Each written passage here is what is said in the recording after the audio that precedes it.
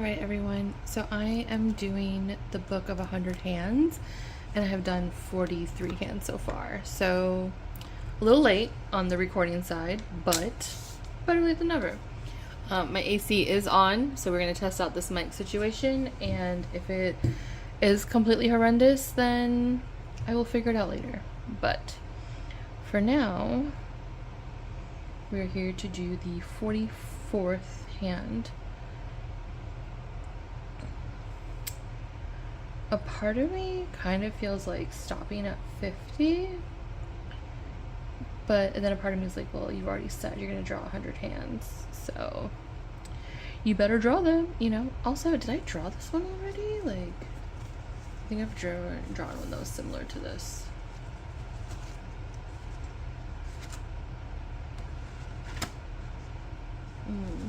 No, I guess not.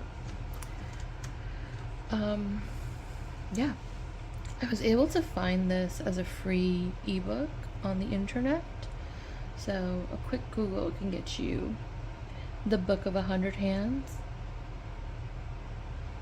Yeah, this looks so familiar. I feel like I've drawn this already, but you know what, we're already here, so stop messing around. I also have this habit of when things get a little hard, or if I feel uncertain, I will hop around, which is something to work on.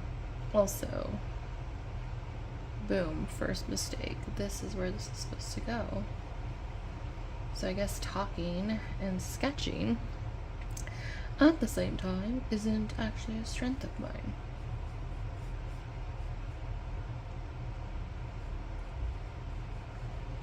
Okay. Let's see. I feel like it's a little too far up. I feel like she's supposed to be like here. Oh. There we go.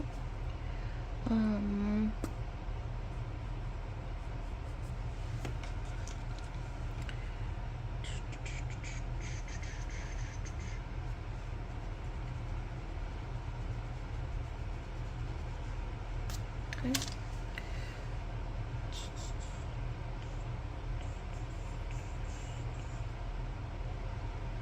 I started taking an art class last year. Officially been a year, which is really exciting. And before I had grand plans, I was like, I'm gonna do art at home, and I'm gonna do it in class, and I'm gonna become amazing and brilliant in 2 months. I'm not even lying. That was absolutely my timeline, my expected timeline to greatness. Was that it would take me only 2 months. So, as you can see, we are here a year later, and that is not the case.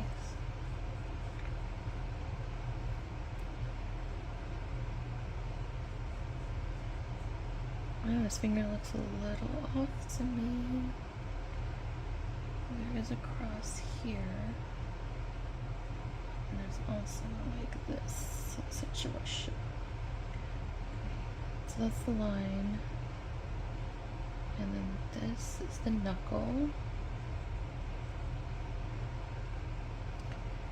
Okay, and then this is the fingernail.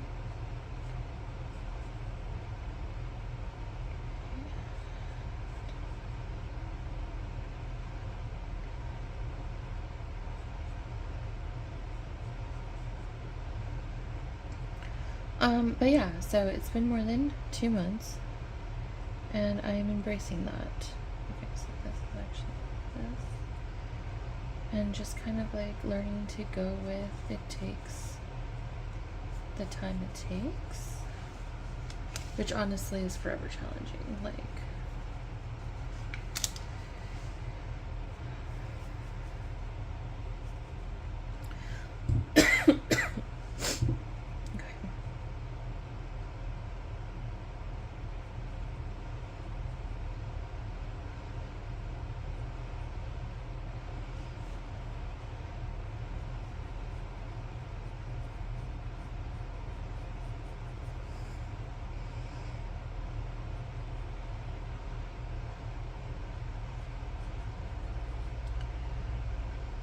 So I take screenshots of the book, or really like pictures, screenshots, a digital image of any sort, and then I created a grid in Canva. And I like to use it on Canva because it easily syncs to my phone if I wanted to use my phone as my reference. And the grid helps me with my shapes and my proportions. As I'm still building the skill, that is something that I'm still very much challenged by. I have a tendency to draw what I think is there versus what you can see. So like even this, for example, like this is a little bit more of the side of the finger because you can see this like curve of the index. Not the index, this is the middle finger, the tip of the finger. And then this is like the side and it's rolling, right? Like I don't think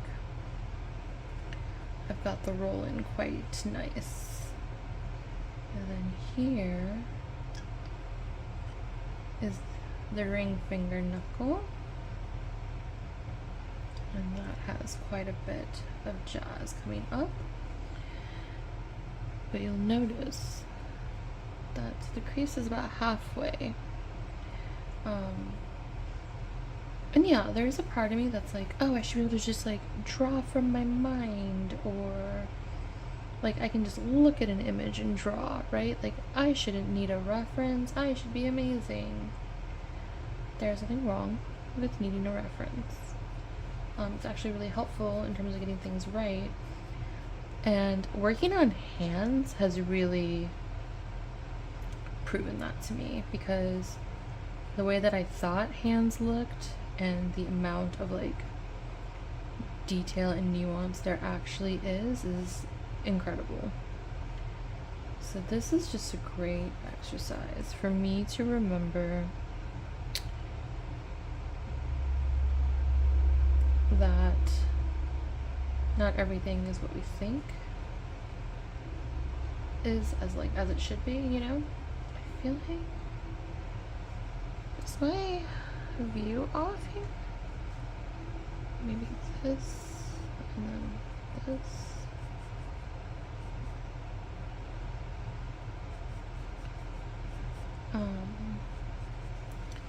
And so yeah, a reference and a grid. There's no shame in it. There should be no shame in trying to be better at something you want to be better at, you know? And yes, you can trace. You could totally just trace. Like that's, you know, I mean, you shouldn't trace other people's work and then sell it. Don't do that. But if you're tracing to like practice something or for funsies because you want to create blah blah blah, yeah, for sure, by all means, like do you. But if you're trying to be a creative and like sell the things, do not trace. Read the book, Steal Like an Artist, learn the parameters, and honestly, any like online art drama will tell you what is socially acceptable. But if you want to learn how to draw, like if this skill is of interest to you, then yeah, I highly recommend. And I think I do like that.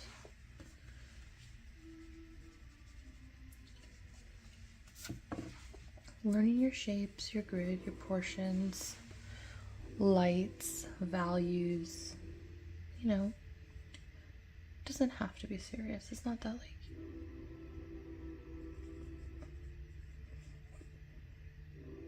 you could just want to be a good artist so you could gift things to your friend, or so you can make stuff for your house, you know, like not every hobby needs to be commodified. I think that notion, that idea, does everyone a huge disservice and justice. And overall, like humanity, you know? And we're seeing a lot of that lately, so.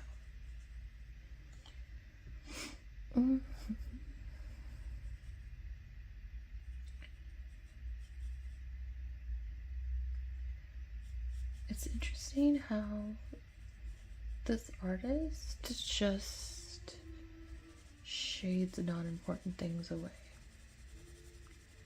which apparently was very common. It's like why when you look up close at paintings, they just look like random strokes.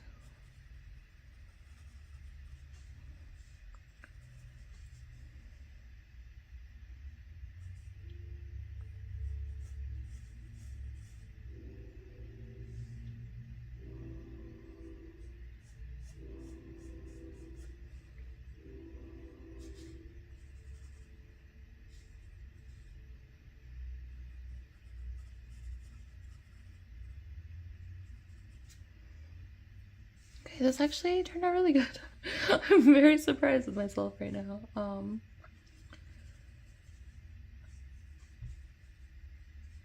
I hope this just like encourages you to try and to slow down, to create. And please don't be afraid to mess up. Like, it's interesting because I've done 40 some hands, and I'm pretty sure some of the hands in the 20s were like horrific. It was like I forgot everything I learned. So some days are sunny and some are cloudy, you know?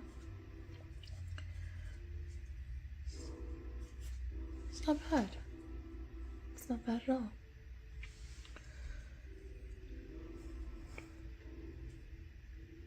All right. 44. And that's that. Thank you.